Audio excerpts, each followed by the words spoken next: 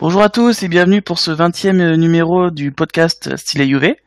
Aujourd'hui, nous allons aborder les sujets comme le match de la Fiorentina contre la Juve remporté 3-0 par les Bianconeri, ou encore le match de l'Inter ce vendredi. Donc pour débattre aujourd'hui, je vais pas être seul évidemment, je vais être accompagné de deux personnes. Donc, de Émilie, coucou. Bonjour. Et d'un petit nouveau, Mathias. Salut à tout le monde. Donc pour commencer, je vous invite à débattre avec moi du match de la Fiorentina contre la Juve, remporté 3-0 comme j'ai dit par la Juventus. Bon déjà, qu'avez-vous pensé de ce match, Émilie, en premier, allez. Pour moi, ça a été un match qu'on a plutôt bien maîtrisé dans l'ensemble. Il y a eu quelques petites frayeurs, je pense, où on a un peu perdu les pédales, on les a un peu laissé jouer, et ça aurait pu être dangereux. Mais bon, au final, on s'en sort plutôt pas mal. Et bon, je pense que c'était quand même un match de très bonne facture. Moi, je suis assez satisfaite. Franchement, pour l'instant, on fait un sans faute. C'est plutôt pas mal. Ouais, c'est vrai que c'est plutôt pas mal. On peut notifier la bonne performance de Chiellini sur ce match, ou encore de Bentancur peut-être. Mathias, qu'en as-tu pensé toi? Oui, alors je suis d'accord. On a fait un gros match. Après, en face, on avait une Fiorentina qui avait de l'envie, ça se voyait, puisqu'on sait qu'ils ont toujours un plaisir à nous faire perdre, surtout chez eux. C'est toujours des matchs difficiles à l'Artemio Franchi. Après, je crois qu'ils ont eu un déficit d'expérience. La jeunesse devant a été bien muselée par les roublards Bonucci et Chiellini. Je tiens à noter aussi, puisque j'ai vu quelques quelques photos sur les réseaux sociaux assez marrants, du bon match de Deschillo, qui a bien muselé aussi notre ami Chiesa. C'était bon, il a fait ce qu'il sait faire, pas trop prendre de risques, passe en retrait, etc. Pas vraiment le surnombre offensif, mais au final, il est toujours dans cette dynamique de reprendre confiance en lui et d'enchaîner les matchs. Donc c'était un bon match. Et derrière, voilà, la jeunesse de la Fiorentina, ça a fait qu'ils ont eu des problèmes sur la finition, mais je crois que c'est quelque chose qui traîne depuis un certain temps. Et derrière nous, on a mis en marche le rouleau, et puis 3-0 sans réellement forcer au final. Donc, bon match. Oui, je suis plutôt d'accord avec ce qu'a dit Mathias. On a fait un bon match, et il s'avère que la Fiorentina était quand même assez faible en face. Après, on a eu un milieu de terrain qui a bien muselé leur. On a eu une paire match de Bentancur qui a bien joué, qui a été solide. On fait l'éloge de Rodrigo Bentancur sur ce début de saison. On voit qu'il a 10 matchs consécutifs sur le terrain. Massimiliano Allegri lui fait extrêmement confiance. Est-ce que vous trouvez que Bentancur peut devenir l'élément indiscutable du milieu de terrain de la Juve, Mathias? Alors, pour ma part, Bentancur, ce qui lui fait énormément de bien, il y a deux paramètres. Il y a le premier, c'est que, comme tu l'as dit, Allegri l'apprécie beaucoup. On sait que c'est déjà un entraîneur qui donne beaucoup sa chance aux jeunes. Et là, il profite des blessures simultanées de Khedira et d'Emre Can. Du coup, il peut tirer un peu son épingle du jeu, mais il l'aurait peut-être pas forcément fait avec d'autres entraîneurs. Donc déjà, le relationnel qu'il a avec Allegri, ça aide. Je pense qu'il le couvre beaucoup, comme il l'a fait à l'époque avec Pogba, comme il l'a fait avec Dybala, et du coup, je pense que c'est un entraîneur qui sait gérer les jeunes pousses et les faire grandir. Après, il y aura d'ailleurs un article à paraître demain sur le site. Moi, je suis un peu mesuré encore sur lui. Il y a du potentiel, il y a une maturité exceptionnelle par rapport à l'âge qu'il a. On voit qu'il est quand même assez tranquille sur le terrain, même quand il a eu joué l'année dernière déjà contre le Barça, il me semble. Il l'avait aligné titulaire à la surprise générale. Alors là, c'est pas forcément le bon exemple parce que son match n'était pas des plus aboutis, mais il y avait quand même une certaine quiétude au milieu là face à l'armada du Barça, et c'était c'est quand même impressionnant. Après, il va falloir qu'il voit encore sur sa capacité à rester concentré tout le match et sur ses prises de décision. Certaines fois, quand il est un peu pressé, certaines fois, il y a des passes qui sont un peu molles ou mal orientées, et c'est quand même assez régulièrement qu'on perd le ballon au milieu de terrain. Et derrière une contre-attaque adverse qui est dangereuse par le fait qu'il ait pris une mauvaise décision, ou voilà. Bah après c'est la jeunesse, je pense, et c'est quelque chose qui va se travailler. Et une fois que ça sera mis en route, derrière, je pense que ça peut être un élément important. Après, est-ce que ça sera l'élément important, je sais pas, mais en tout cas cette année, il a sa carte à jouer, quoi. T'es du même avis que Mathias, Émilie ? Oui, plutôt quand même. Moi, j'avoue que Bentancur, je suis plutôt mesurée depuis le début avec lui. Bon, effectivement, il est très jeune, donc je pense qu'il a une très bonne marge de progression devant lui, et ce qu'il fait déjà actuellement, bah, c'est plutôt pas mal. Donc, on peut parler d'un élément important déjà maintenant. Et puis, en fait, ce qui lui fait énormément de bien, c'est qu'il profite à fond du fait qu'on a un milieu en carton qui est blessé régulièrement, quoi. Donc, il a clairement sa carte à jouer, il peut se montrer.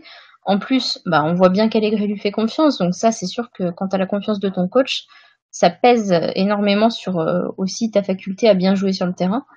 Maintenant, moi, ce qui me pose un petit peu problème, au-delà de ce qu'a déjà dit Mathias, c'est que pour moi, Bentancur, ça reste un joueur qui fait beaucoup de fautes. C'est un joueur qui prend régulièrement des cartons. Et bah, pour moi, des fois, c'est quand même des cartons qui sont évitables, où il n'est pas juste dans sa manière de prendre la décision qui va amener derrière de prendre un carton. Donc, je sais pas, je pense que ça peut être aussi un point qui s'améliorera avec un peu plus de maturité et aussi d'expérience. Mais ouais, en attendant, moi, ce côté-là me pose un peu problème, parce que parfois, on va avoir des matchs où on maîtrise plutôt bien les choses, et puis s'il prend un carton, par exemple, en début de match, bah derrière, vu son poste, il peut être embêté pour terminer le match, quoi. Donc, il faut quand même être prudent sur ce point-là. Ouais, comme tu disais, le point faible de Bentancur pour l'instant, c'est sa lucidité. On voit que quand il est sous pression, il peut faire des bonnes choses, mais ça reste encore approximatif. Je pense après la période, il y a Gerson qui fait une grosse pression sur lui, il remet le ballon vers Szczesny, mais pas assez fort. Du coup, il y a incompréhension entre Szczesny et Chiellini. Ça pouvait amener une situation dangereuse. Après, on a réussi à bien se dégager, mais bon, c'était quand même une petite alerte. Ouais, Bentancur sur le plan offensif, il est plutôt bon, mais après, ouais, il y a vraiment un manque de lucidité sur ce joueur. Après, moi, si je peux juste rajouter rapidement, je pense que voilà, il a beaucoup. Enfin, j'ai l'impression, je ziote un peu les réseaux sociaux comme tout le monde, et j'ai l'impression que la twittosphère, notamment des Juventini, ils le portent déjà sur un piédestal, et attention quand même à pas trop le cramer, quoi. Et la question que je me pose quand même, c'est qu'en effet là, il y a Khedira. Alors Khedira, on va pas épiloguer dessus parce qu'on pourrait faire un podcast dessus entier. Il a des qualités, il a beaucoup de défauts. Bon, là il est blessé. Emre Can, on sait pas trop comment il va revenir là de sa blessure. La question que je me pose, on a quand même une équipe qui est construite et qui a déclaré en début d'année jouer la Champions League. Est-ce que avec un gamin comme ça de 21 ans qui va peut-être enchaîner les matchs suivant comment les autres vont revenir, est-ce qu'on peut aller au bout avec un joueur de 21 ans comme ça, quand on va commencer à jouer les matchs couperés à élimination directe contre des roublards de Ligue des Champions, des habitués, et comme on dit, quand il a une petite tendance à avoir la pression au niveau du jeu adverse, à faire des mauvaises décisions, prendre des mauvaises décisions, est-ce que ça va pas nous porter préjudice au bout d'un moment? Je sais pas. Bon, à voir. Ceci étant dit, on va passer à un autre sujet. Ouais. Je vous propose de parler du match de vendredi, c'est le Derby d'Italia, Juve-Inter à 20h30. Les deux équipes sont dans les trois premières places du classement. La Juve incontestablement leader et l'Inter est en troisième position, à 11 points de la Juve, je tiens à le rappeler. L'Inter est une équipe qui marque plus de 2,5 buts par match et la Juve n'a pas encaissé depuis 4 buts. Est-ce que vous pensez que la Juve va pouvoir contenir les attaquants comme Icardi par exemple, ou est-ce que vous attendez un match vraiment compliqué? Emilie en premier?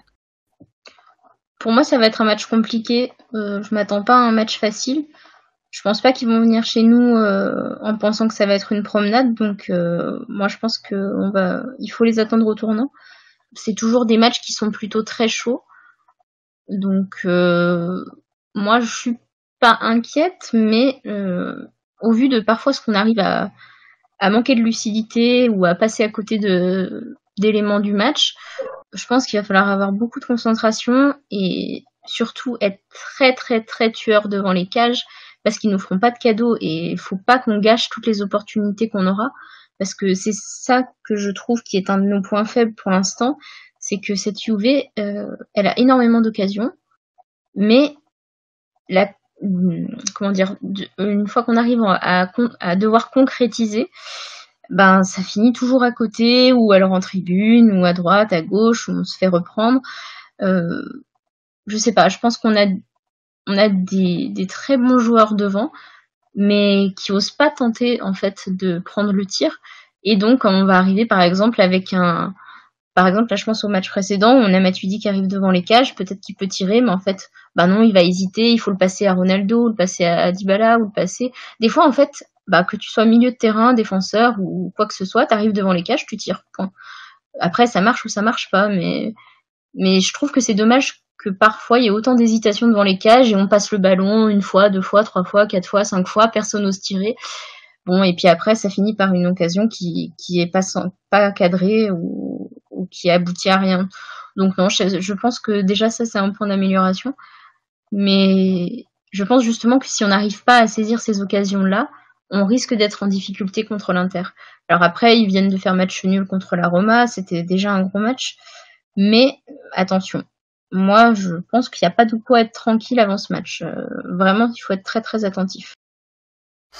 Oui, c'est clair, faut pas prendre ce match à la légère. On est très très fort, mais c'est quand même l'Inter en face et c'est pas une équipe à prendre à la légère. Mathias, t'en penses quoi de ce match? Alors, moi, je pense que j'ai 2 avis très différents. En fait, s'il y a une équipe, à mon avis, qui peut nous gagner cette année, c'est eux. Moi, en tout cas, j'avais mis une pièce sur eux en tant que concurrent sérieux en début d'année par rapport au recrutement. Ils ont un entraîneur qui est intelligent, qui sait nous jouer, et puis contrairement peut-être à d'autres entraîneurs et d'autres équipes qui respectent la Juve, parce que c'est souvent que Spalletti, alors est-ce qu'il le fait de manière il se fout de notre gueule, en fait caché, je sais pas, je pense qu'il a vraiment du respect pour la Juve, et derrière ça, et déjà ils vont prendre le match avec la bonne chose, la bonne, j'arrive pas à trouver mes mots, mais ça va, avec la bonne mentalité, voilà, la bonne formule. Et derrière, ça peut nous porter préjudice. Par contre, après, je regardais un petit peu les historiques de confrontation. Bon, dernièrement, là, depuis 2017, c'est serré. On a gagné 1-0 en février 2017. Et nous avons fait 0-0 à la maison l'année dernière, en décembre. Donc, ça va être un match serré. À mon avis, le match, il va se jouer sur la capacité à Dybala, s'il joue, d'ailleurs, je pense qu'il va jouer, il n'y a pas de raison, sa capacité à délivrer les ballons pour Ronaldo et a priori Mandzukic. Je pense que le match il va se jouer sur Dybala. Je sais pas, je sens un peu comme ça par rapport à son positionnement actuel et à mon avis Skriniar, je crois pas qu'il soit blessé parce que je suis pas l'Inter, mais il va faire une sorte de marquage individualisé sur Ronaldo. Derrière Mandzukic, il va faire son travail de sap habituel. Et je pense que vraiment le match il va se jouer sur Dybala, quoi. Je pense. Mais ça va être un match serré, ça c'est sûr. Et puis je tiens à rappeler si on a des amis interistes qui nous écoutent que la dernière confrontation s'est soldée par une victoire de la Juve à Giuseppe Meazza sur un but de Gonzalo Higuaín qui nous offre d'ailleurs le Scudetto derrière. Je pense qu'on va finir ce débat et je vous propose de parler un petit peu hors Juve. On va débattre un peu sur le Ballon d'Or qui va être pour l'instant, alors on tourne ce podcast, il est pas encore officiellement attribué à Luka Modric, mais c'est à 90% que ça arrive. Pensez-vous que Luka Modric doit avoir ce Ballon d'Or ou il doit être donné à quelqu'un d'autre? Modric, pour moi, alors on va paraître chauvin, sûrement, de dire qu'a priori, alors pas dans le sens peut-être où tu penses, mais pour moi, Ronaldo, a priori, devrait mériter le Ballon d'Or. Je dis pas ça parce qu'il joue chez nous maintenant. Dieu sait que il nous a bien foutu les boules l'année dernière, mais bon, comme on dit, il y a que les cons qui changent pas d'avis, et maintenant il est chez nous. Puis en plus, il donne une image tellement différente de ce qu'on pouvait penser de lui, qu'on disait de lui qu'il pensait qu'à lui. Voilà, on lui fait pas la passe, il pleure, machin. Et depuis qu'il est chez nous en Italie, je sais pas si c'est le vestiaire de la Juve, c'est le poids du maillot, l'histoire ou quoi. Mais il y a eu les Evra, il y a eu les Tevez qui nous avaient promis qu'ils allaient foutre le bordel au vestiaire. Comme pas possible. Du coup, je me ressens sur le sujet. Pour moi, Modric, en effet, je pense qu'il devrait le gagner. Tout simplement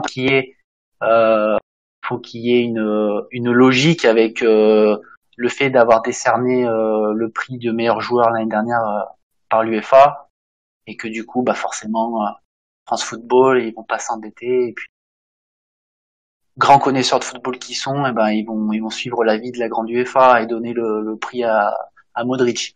Pour moi, c'est pas mérité. Et surtout, je vais laisser aussi la parole un petit peu à Amy, mais quand on regarde au moins les 10 premiers, pareil, je vais pas paraître à parler que des joueurs de la Juve, mais Mandzukic, combien il est, 25e, il me semble. Ouais, 25, ouais. C'est honteux, quoi, de mettre un joueur comme ça, finaliste de Coupe du Monde. Alors, ok, il a pas gagné avec des champions, mais bon, il est champion d'Italie depuis des années d'affilée. Et puis, il a porté la Croatie contre l'Angleterre. Il a remis un but en finale. Il a quand même porté la Croatie presque à lui tout seul pendant la Coupe du Monde. Et quand tu vois des gars comme Ramos qui sont encore devant alors que l'Espagne s'est fait sortir c'était quoi, en 8e, il me semble, ou même en groupe, non, je me rappelle même plus. C'est un peu honteux. Voilà. Pour moi, c'est pas mérité. Modric, c'est pas mérité. De mon point de vue, je suis d'accord avec Mathias, mais je vais laisser Emily parler avant et je donnerai mon avis après. Emily, on garde le meilleur pour la fin. Allez, c'est parti. Pour moi, non, Modric, pour moi, c'est pas mérité. Franchement, je rejoins Mathias. Je comprends pas comment Mandzukic peut être si bas dans le classement. D'un point de vue totalement subjectif, moi, je le donnerais à Mandzukic parce que, d'accord, il est pas champion du monde, mais il est quand même arrivé en finale. Il a pas gagné la Ligue des Champions, mais bon, avec la Juve, il a fait quand même un travail exceptionnel pendant toute la saison. Mais c'est surtout si on est dans une année de Coupe du Monde d'un point de vue de contexte, et donc pour moi, malgré tout, le Ballon d'Or, une année de Coupe du Monde, ça doit quand même être un joueur qui a fait une grosse Coupe du Monde. Et pour moi, Modric, il a pas fait une grosse Coupe du Monde. Modric, il était dans l'équipe de la Croatie, mais celui qui porte la Croatie, en fait, jusqu'en finale, c'est Mandzukic. Mandzukic, ce qu'il a donné pendant la Coupe du Monde, mais c'est impressionnant. Enfin, de mon point de vue, moi, il m'a bluffé et je doutais pas qu'il soit capable de ça. Mais j'étais heureuse de le voir réaliser une si belle Coupe du Monde et de porter autant son équipe. On sentait que ça lui tenait vraiment à cœur. Enfin, c'était tellement quelque chose d'exceptionnel d'arriver jusque-là. Et ouais, non, tout ce qu'il a donné, pour moi, d'un point de vue totalement subjectif, comme j'ai dit, je le donnerais à Mandzukic parce que c'est un joueur exceptionnel qui mérite beaucoup plus de reconnaissance que ce qu'il n'a et qui passe beaucoup trop inaperçu alors qu'en fait, c'est un joueur vraiment en or. Après, d'un point de vue plus objectif, je le donnerais pas à Modric. Moi, d'un point de vue logique, je l'aurais donné à un Français parce que la France a gagné la Coupe du Monde. Donc pour moi, c'est logique qu'on pense plutôt à un Français. Jamais de la vie je le donne à Mbappé parce que Mbappé avec le PSG, on peut pas dire non plus qu'il a fait une saison transcendante.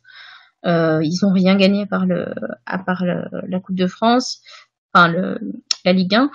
Et puis en Ligue des Champions, ils sont pas allés très loin, donc pour moi Mbappé non. Et puis il est beaucoup trop jeune, il a encore beaucoup de choses à apprendre. C'est pas un joueur abouti, donc deuxième caractéristique pour moi d'un Ballon d'Or, c'est un joueur aussi qui a un peu de bouteille et qui a montré quelque chose. Donc non, pour moi, en fait, ça se jouerait entre Griezmann et Varane. Et d'un point de vue logique, je le donnerais plutôt à Varane parce que Varane a gagné la Ligue des Champions et il a la Coupe du Monde et il a quand même réalisé une très très belle saison. Donc logiquement, je le donnerais à Varane. Et tu sais quoi, Émilie ? Je suis tout à fait d'accord avec toi. Étonnant. Je comprends pas pourquoi on donne qu'à Modric. Pour moi, la Coupe du Monde de la Croatie se résume à Mandzukic, à Brozovic, à Subasic, parce que je rappelle que sans Subasic, Modric, la Croatie serait sortie en 8e, et là, Modric aurait été dans les 15e, 16e du classement, je tiens quand même à préciser. Pour moi, Ballon d'Or revient à Antoine Griezmann ou à Raphaël Varane. Varane, comme t'as dit, Émilie, il a tout gagné, il est titulaire au Real Madrid, il était titulaire quand il a gagné la Coupe du Monde, il est titulaire quand il a gagné la Ligue des Champions. Il fait partie des 5 meilleurs défenseurs du monde avec Koulibaly, avec Chiellini, avec Sergio Ramos, avec De Vrij. C'est ce petit groupe-là de top 5 national défenseurs. Et pareil, Griezmann, il a fait une Coupe du Monde, une bonne Coupe du Monde, très précieux sur le terrain, très précieux dans le vestiaire. Avec l'Atlético Madrid, il a gagné la Ligue Europa. Il a été pareil, omniprésent, et bref. Je trouve pas que Luka Modric fait un bon détenteur du Ballon d'Or, et pour revenir à Cristiano Ronaldo, il l'aurait mérité aussi, mais je pense qu'il aurait été en demi Coupe du Monde, je pense que, il aurait été Ballon d'Or, mais pareil, c'est... Ouais, je pense que t'as raison. Ça reste trop, ça reste, avec des si on pourrait, avec des si on coupe du bois si vous avez la référence. Mais bon, pour moi, ce serait Varane, Griezmann, Ballon d'Or, mais de mon point de vue, j'aurais plutôt mis Varane. Après, si je peux, pardon. Vas-y. Non, j'allais dire, moi, à la base, de toute façon, ce classement, pour moi, c'est un fiasco de façon d'entrée, parce que déjà les noms, il y a des joueurs qui devraient jamais y être, quoi. Par exemple, là, je regarde, j'ai la classification de la 29e à la 11e. J'ai Alisson, par exemple. Le gars, bon, il a été bon à la Roma, à Liverpool, ok, ils sont arrivés en finale, mais bon, le Brésil, ils ont pas spécialement existé à la Coupe du Monde. Derrière, si on reprend Mandzukic 25e, t'as Agüero 16e, on sait pas pourquoi il est là, j'ai pas compris. Et à ce moment-là, il manquerait pourquoi pas dans la pré-liste, il me semble, si je dis pas de bêtises, il y a pas de joueur russe. Déjà, je trouve ça un peu aberrant avec la Coupe du Monde qu'ils ont fait. En effet, si je reprends Amy sur une session de Ballon d'Or avec une Coupe du Monde, une année de Coupe du Monde, et ben tu prends justement obligatoirement des matchs références sur la compétition Coupe du Monde, et donc la Russie, il me semble qu'ils auraient mérité quand même d'avoir au moins un ou deux joueurs, ne serait-ce que dans la playlist, chose qui à mon avis, enfin, si je dis pas de bêtises, n'est pas le cas. Après voilà, juste pour finir, Varane, oui, il est quoi, il me semble sur les photos qui fuitent, il serait 7e, c'est ça, voilà. Ouais. C'est un peu bas, mais le problème de Varane, c'est que pour moi, il a pas encore, comment dire, en fait, ça aurait mérité un peu plus haut, ne serait-ce que juste pour le palmarès de l'année, en fait, la Coupe du Monde et la Ligue des Champions. Ok. Mais le problème, c'est que Varane, il lui manque encore un truc, je sais pas, il manque du charisme, il manque vraiment des matchs références où le Real va gagner un titre ou même un match phare grâce à lui, ou que ce soit sur un but ou une intervention, je sais pas, mais il manque quelque chose. Ouais, Et puis Griezmann, la Coupe du Monde qu'il a faite, je crois qu'il a surtout subsisté avec les pénaux, quoi. Donc il est quoi dans les 3 premiers, 4 premiers? Troisième. Au final, c'est un bon placement. En fait, là où je veux en venir, c'est que cette année, là, le Ballon d'Or, c'est vrai qu'il n'y a pas spécialement un joueur qui sortait du lot, et difficile d'en choisir un. Donc après, je pense qu'il y aura pas mal de mécontents, quoi. Émilie, très vite.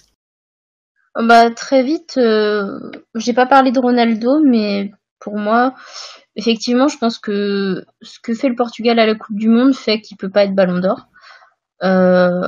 Après, au-delà de ça, je sais pas si le Ballon d'Or ça compte aussi ce début de saison. Dans ce cas-là, je trouve quand même que Ronaldo c'est quand même un sérieux prétendant, disons, à ce Ballon d'Or, parce que malgré tout, il change d'équipe, alors que au Real, il y est resté quand même un certain paquet d'années. Donc, il change d'équipe, il change de championnat, il change de monde, entre guillemets. Enfin, d'un point de vue culturel, il n'y a rien à voir entre la Serie A et la Liga. Et son adaptation, elle est remarquable quand même. Enfin, moi, je suis pas étonnée, mais je suis quand même agréablement surprise qu'il s'en sorte aussi bien pour ses débuts. Ça prouve le grand joueur qu'il est. Et ça prouve que un Ballon d'Or, il le méritera toujours. Mais sur cette saison, non, je reste sur ce que j'ai dit précédemment. Un Ronaldo deuxième, ça me choque pas. Mais je le verrai pas non plus gagner le Ballon d'Or, quoi. Pour moi, c'était un Français cette année. Et ce sera le mot de la fin, un Français Ballon d'Or cette année. Merci Émilie de ta franchise. Et donc c'est tout pour ce podcast numéro 20, j'espère qu'il vous aura plu. N'hésitez pas à nous faire vos retours sur ce podcast dans l'espace commentaires ou sur les réseaux sociaux @citéuv. N'oubliez pas qu'on est là tous les mardis à partir de midi pour un nouveau podcast. Et je remercie évidemment Mathias et Émilie de m'avoir accompagné tout au long de ce podcast. Je remercie aussi Calo qui était à l'enregistrement de ce podcast. Et je vous dis à la semaine prochaine et finale, Forza Juve. Ciao à tous.